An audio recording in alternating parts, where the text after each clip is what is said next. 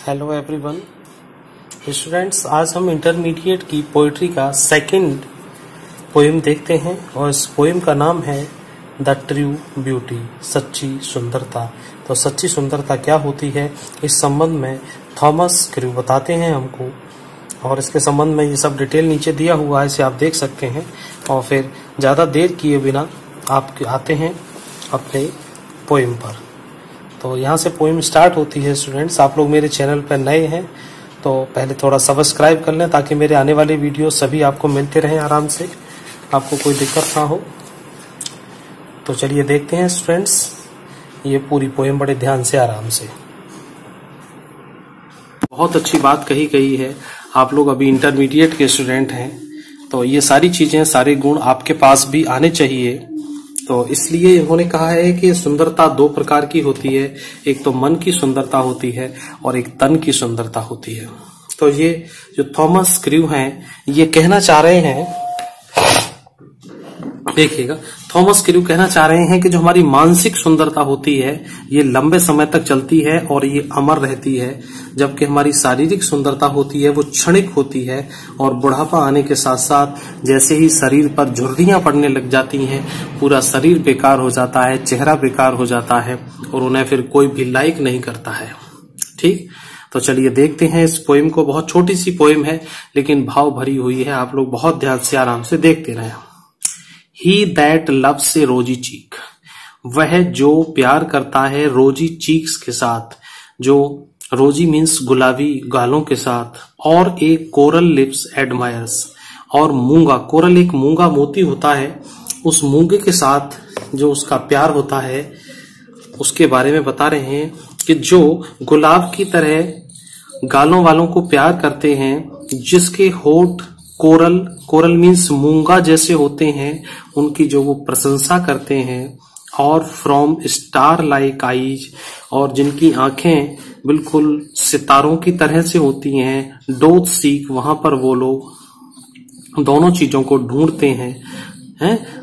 Does seek माने ढूंढते हैं, सीक मीन्स ढूंढना उन चीजों को, किस चीज को, सुंदरता को और प्यार को। फ्यूल टू मेंटेन, देखो स्टूडेंट्स, इसमें पोएम में शब्द कम होते हैं, भाव ज्यादा होता है। मैं फिर कह रहा हूं, तो इनके पहले शब्द देखते हैं फिर इसका भाव भी देखते हैं। Fuel to maintain his fires, fuel means होता है ईंधन, ईंधन का मतलब होता है आग को जलाए रखने का साधन। To maintain his fires, maintain करता है उसकी फायर को। हमारे दिल में कोई आग लगी हुई होती है, मन की कोई आग लगी होती है, जैसे आपको एक जॉब पाना है, आपको इंटरमीडिएट पास करना है, ये भी आपके एक मन के अंदर लगी हुई आग है। उस आग को जलाए रखने के लिए कोई तो एक ईंधन चाहिए, उस ईंधन के लिए होता है एक पैशन जो आपको दिन रात पढ़ते रहते हैं।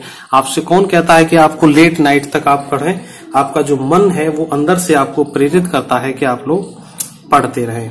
And old time makes these decay, और जो ओल्ड टाइम होता है, ओल्ड टाइम का मतलब पुराना समय का मतलब यहाँ पुराने समय से नहीं है, ये बुढ़ापे के लिए है, और बुढ़ापा बना देता है दिन दिनों को। डिके, डिके माने होता है बर्बाद कर देना, खराब कर देना, या बुढ़ापा सा आ जाना, डिके के लिए। And old time makes these decay, जो बुढ़ापा है, मेक्स दीज डिके, इन सब चीजों को, ऊपर वाली चीजों को खत्म कर देता है, बर्बाद कर देता है। बुढ़ापा आते आते सारी सुंदरता खत्म हो जाती है। So his flames must waste away, तो इस फ्लेम को, इस आग को, मस्ट वेस्ट अवे, इसको ये जो है अपने आप ही वेस्ट कर दे। तो जब शरीर की सुंदरता सारी खत्म हो जाएगी, सो हिज फ्लेम, जो उसकी आग की लपटें हैं, मस्ट वेस्ट अवे, वो भी बर्बाद होकर नष्ट हो जाती है।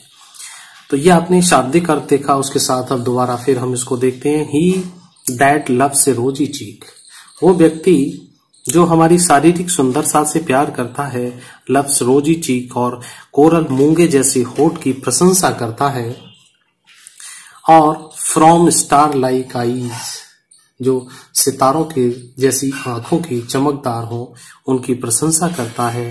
डोथ सीक, डोथ सीक का मतलब डज सीक के लिए होता है, और इन चीजों को वहां उसमें ढूंढता है उसकी सुंदरता में, और उसके लिए अपने दिल की आग को बनाए रखता है जब तक बुढ़ापा आता है, और जब बुढ़ापा आ जाता है old time makes these decay, इन सब चीजों को खत्म कर देता है। और जब ये सब चीजें खत्म हो जाती हैं तो इन सब चीजों का कोई मतलब नहीं रह जाता सॉरी, और उसका प्रेम भी वहीं पे नष्ट हो जाता है।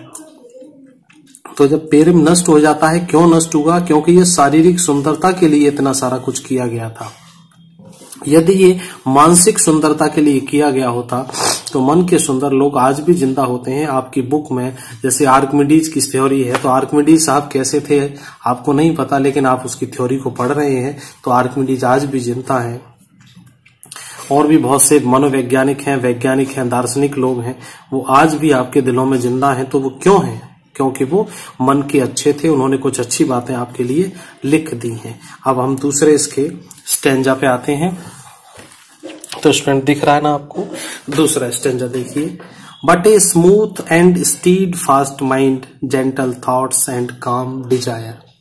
लेकिन कवि ने फिर दूसरे वाले में क्या कहा है कि जो चीजें, तो दूसरे स्टेंजा के अंतर्गत है लेकिन कहने का मतलब है कि इन सब चीजों के अलावा ए स्मूथ का मतलब होता है एक जैसा, चिकने से मतलब होता है एक जैसा, हमेशा समान रहने वाला।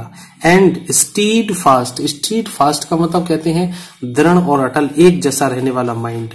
तो जो समान रहने वाला हो और दृढ़ रहने वाला जो माइंड होता है, मन की सुंदरता की बात कही गई है। जेंटल थॉट हो, जिनके अंदर सज्जनता के विचार हो। एंड काम डिजायर, और शांत इच्छाएं होनी चाहिए उसकी।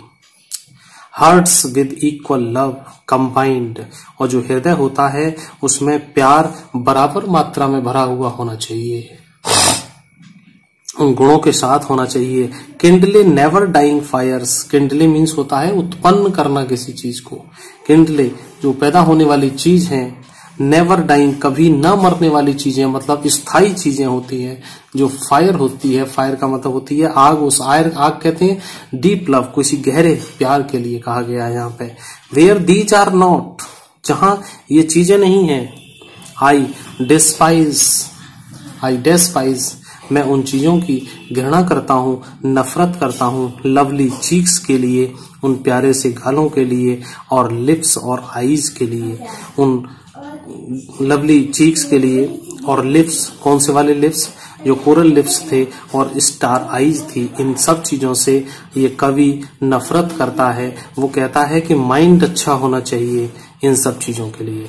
तो ये इसका शाब्दिक अर्थ है। दोबारा फिर इसमें देखते हैं हम। बट ए स्मूथ और स्टीड फास्ट माइंड, लेकिन बट ए स्मूथ होना चाहिए, एक समान रहने वाला, स्टीड फास्ट माइंड, और जो दृढ़ अटल वाला माइंड होता है। जेंटल थॉट इसके दिमाग में हो। एंड काम डिजायर होनी चाहिए, उसके साथ शांत इच्छाएं होंगी।